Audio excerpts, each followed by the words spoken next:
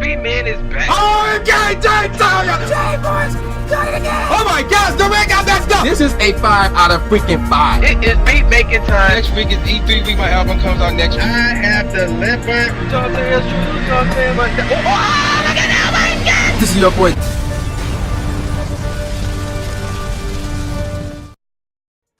All right, ladies and gentlemen of the YouTube citizens, y'all know who this is. This is your boy Dash the True Inferno.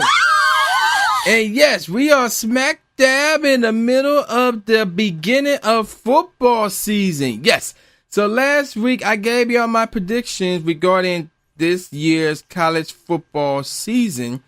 Now this week we moving on to the pros as game day will start this Thursday. Yes, I cannot wait. And then it will carry over to Sunday and then over to Monday. And then we will go from there. And of course, college football will still be going on at the exact same time. So with all that out the way, let's get on with my picks. So we're going to start in the NFC, going to the crappy division known as the NFC East. So let's start off with the Philadelphia 76ers. 76ers. I meant to say the Philadelphia Eagles, rather. Last season, they was all right. They were all right. So they gonna roll with rookie Carson Wentz as Sam Bradford was traded to Minnesota. More on that later. But I don't see much from Philly. I see them going 5-11. I'm looking at the schedule. Yeah, they gotta go on the road against Cincinnati. They gotta go on the road against Seattle. And they got to go on the road against Baltimore, excuse me. And, of course, they got Green Bay coming in. They got Detroit coming in. No, they got to go on the road to Detroit, my fault. They got Pittsburgh coming in. So the schedule is a bit challenging. They got a rookie quarterback. They basically starting over ever since Chip Kelly left. And before he left, he messed up that whole program. So Philly, don't expect much from them. Same could be said for Washington. Yes, the same Washington Redskins squad that won the division last year with a 9-7 record. Road games against Detroit, against Cincy, back-to-back, by the way. They also got Carolina coming in. They got a road game against Baltimore as well. And they got Pittsburgh coming in. Minnesota coming in, as well as Green Bay. That's another, and Arizona. That's another difficult schedule right there. I see them going 5-11. Moving on to the Giants, who went 6-10 last year. This is going to be interesting. Let's see. They got to go on the road against Green Bay. So basically the NFC East going to be playing against the NFC North, basically. And they also got to deal with Pittsburgh on the road, Green Bay on the road, Minnesota on the road. They got New Orleans coming in, Baltimore coming in. It's going to be interesting, but I can see them go 8-8. Yes, I can actually see them go 8-8. But would that be enough for them to win the division? Well, let's check on with the Dallas Cowboys, who 2 seasons ago won the division. Last year, they went 4-12, mostly because of injuries. And speaking of injuries, Tony Romo will miss like around the first, 8 to 9 games of the season. And he ain't expected to be back until week 10, if I heard or read that correctly. But at the same time, the Dallas Cowboys are tied for the second easiest schedule in all of football. Like I said, last year they went 4-12. I still see them going 4-12 this year. Yeah, so that's right. The Giants winning the division. Moving on to the NFC North. We got the Minnesota Vikings, who won the division last year, barely over Green Bay. They were 11-5 last year. The problem is they lost Teddy Bridgewater this year. They got Sam Bradford, but he may not start. Yes, so they could go with another quarterback that they already have. But looking at their schedule, they got, let's see, obviously got the usual Green Bay, Chicago, Detroit. But they also got Arizona at home. They got Indiana at home. And not really much of a difficult schedule for Minnesota, although as far as like their strength of schedule, they're in the middle of the pack, if you can believe that or not. They got Houston coming in as well. So the majority of their toughest opponents will be in their house. So therefore, I see them going 10-6. Moving on to Green Bay. Again, last year they went 10-6. They managed to get in the playoffs as a wild card, and they got the easiest schedule in all of football, if you can believe that. And therefore, You take that, combine that with the fact that they got Aaron Rodgers and that offense going to be something fierce. I got to look at them and say they would go 13-3. I see losses coming at the hands of Seattle, who will be coming in their house. I see a fluke of a loss. Yeah, I ain't going to get into it, but I see them going 13-3. Now to my Detroit Lions. Now, last year they went 7-9. They lost Calvin Johnson due to retirement, but they are tied for the 4th easiest schedule in the league. And which means they are capable of winning a lot of games. I see them going 10-6 as well. Yes, you heard me right. I see the Lions going 10-6. So I got them tying with Minnesota. More on that later. Then we got the Chicago Bears, who went 6-10 last year. I don't see much from them, especially with Jay Bitchmade Cutler as the quarterback. So they're going to go 4-12. Moving on to the NFC South. Starting off with the Carolina Panthers, the team who made it to the Super Bowl with only one loss. Then their offense kind of self-destructed to some degree. They went 15-1 last year. Look at the schedule. I see them going 14-2, having a better record than Green Bay. Moving on to the Atlanta Falcons, who went 8-8 last year, but they are tied for the most difficult schedule in all of football this year. Therefore, I see them going 5-11. Yes, they will get some wins, but for the most part, they will go 5-11. The New Orleans Saints went 7-9 last year. They have the 4th most difficult schedule in all of football, but despite that, I see them going 8-8. Yeah, so they actually get a respectable record. The Tampa Bay Buccaneers, they went 6-10 last year, and they are tied for the 5th hardest schedule in the league. And this would be Jameis Winston's 2nd year, but the team will go backwards from 6-10 to 4-12. Yes, that's what I see for this squad. Moving on to the NFC West. This is going to be a doozy. Last year, the Arizona Cardinals won the division with a 13-3 record, and they were the runner-ups in the NFC Conference Finals. This year, they're going to go up a bit and will be 14-2. Yes. And let's move on to their toughest opposition, not just for the division, but also for the number 1 seed in the conference, the Seattle Seahawks. The Seahawks went 10-6 last year. They made the playoffs due to being in the wild card spot, and they are number 1 in the power rankings this year by ESPN. So that's something to take notes of to some degree. And just like Arizona, I see the Seattle Seahawks going 14-2, meaning something's got to give here regarding who wins the division. The LA Rams, no longer the St. Louis Rams, they went 7-9 last year. I see them going backwards, 4-12.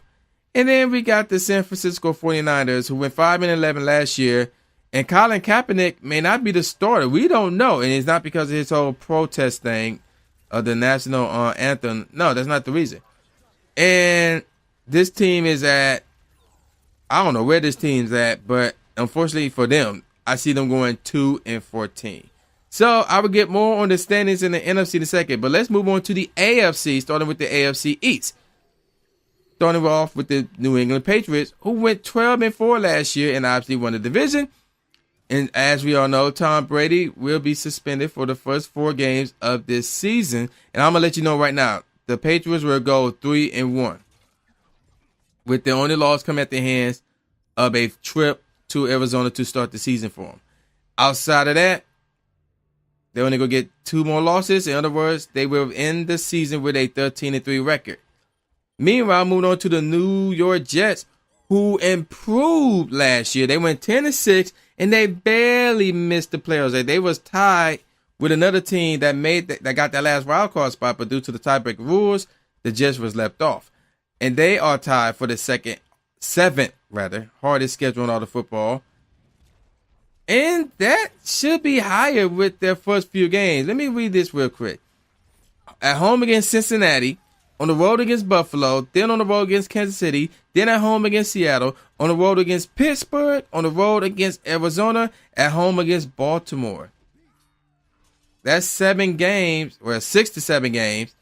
That's not going to be pretty for them. But if they get past that, the rest of the schedule looking kind of decent. Yeah, they got to deal with New England twice, and Indiana coming into their house.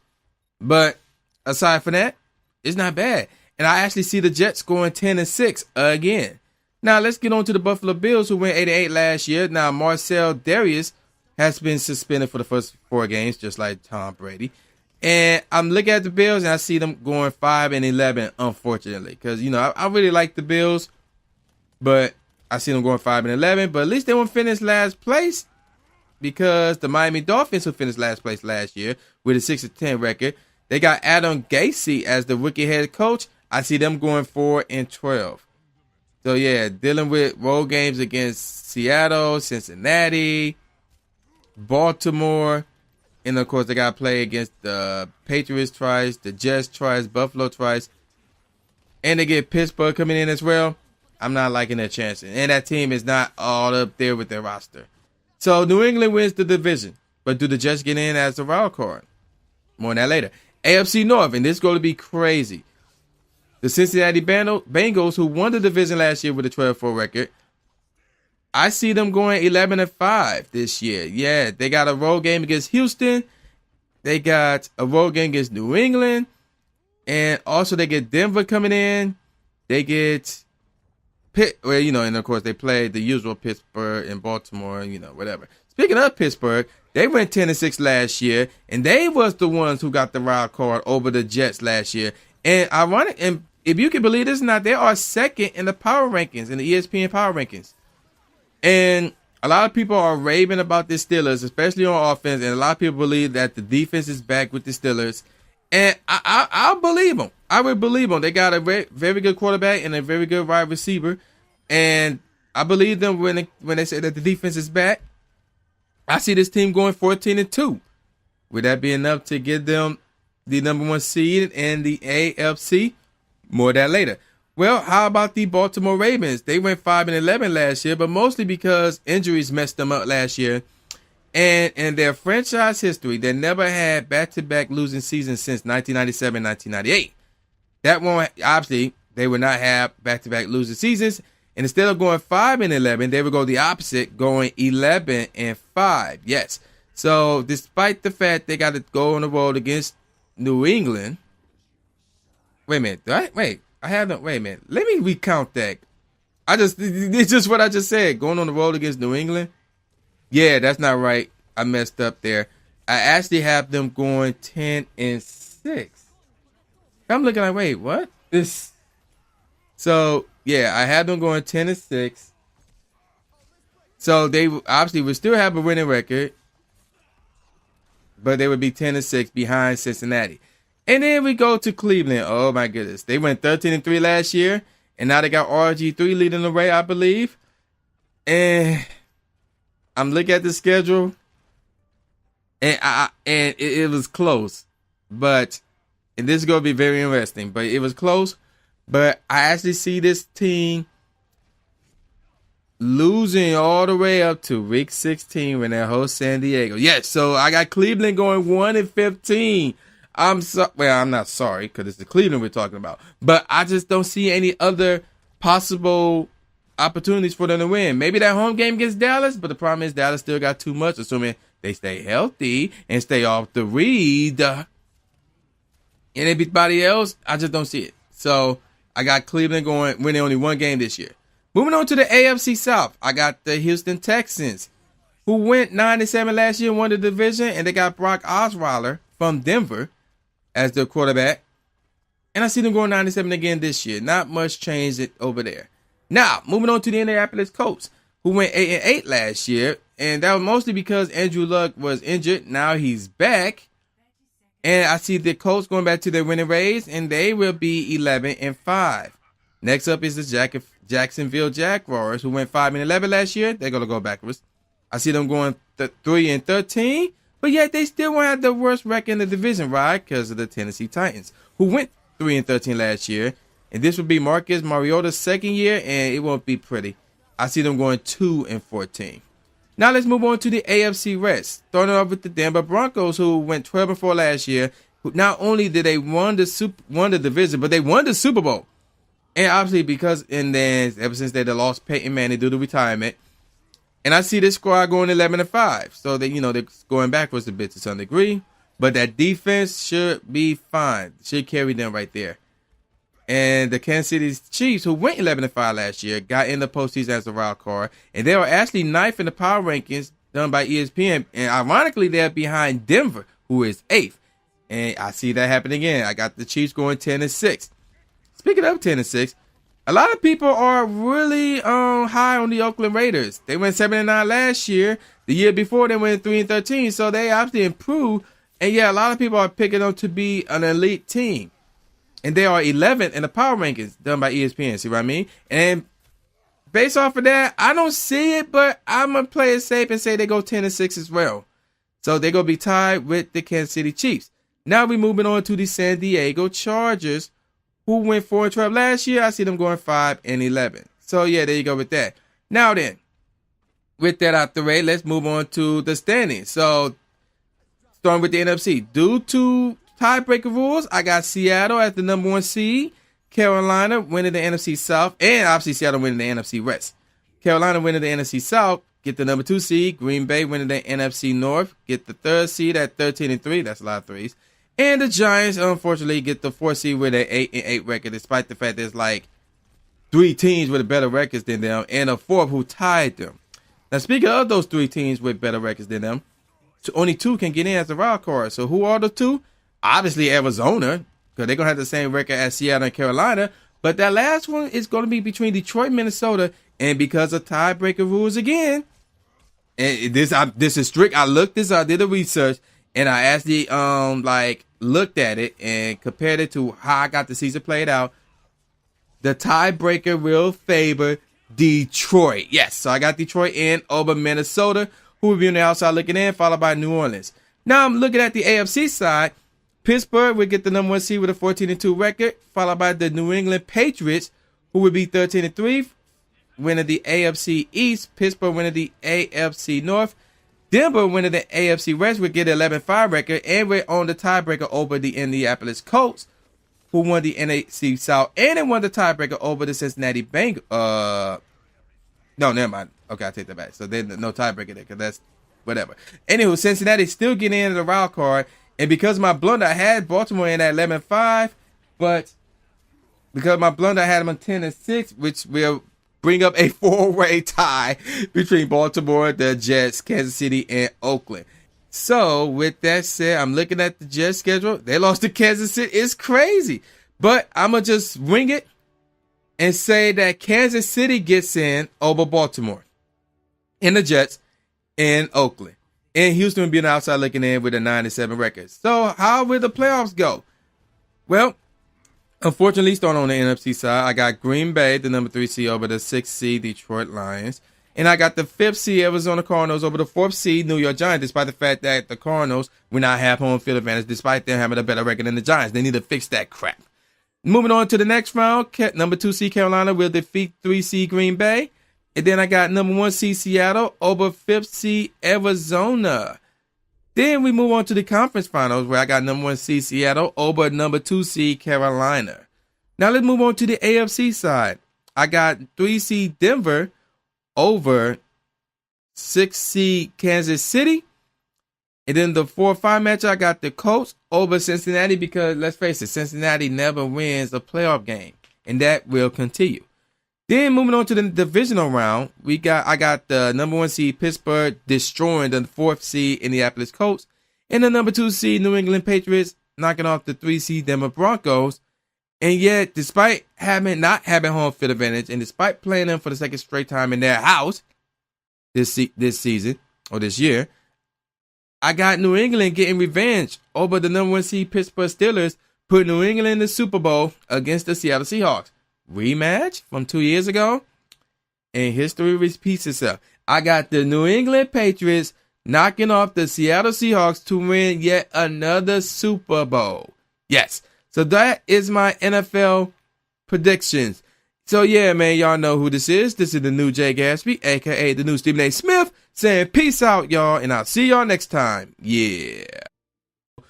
And even though they got Michigan at home, but they got to play against Michigan State and Michigan back-to-back weeks to end the regular season. That's going to be too much for them. Michigan State, meanwhile, they got to deal with Notre Dame on the road, but they got Michigan and Ohio State at home, but they lost a lot of players. And despite all that, I still got Michigan winning the East, and Iowa going to win the rest. Like, that's a no-brainer. And overall, I got Michigan defeating Iowa to win the Big Ten. More on them later. Uh-oh. Conference USA.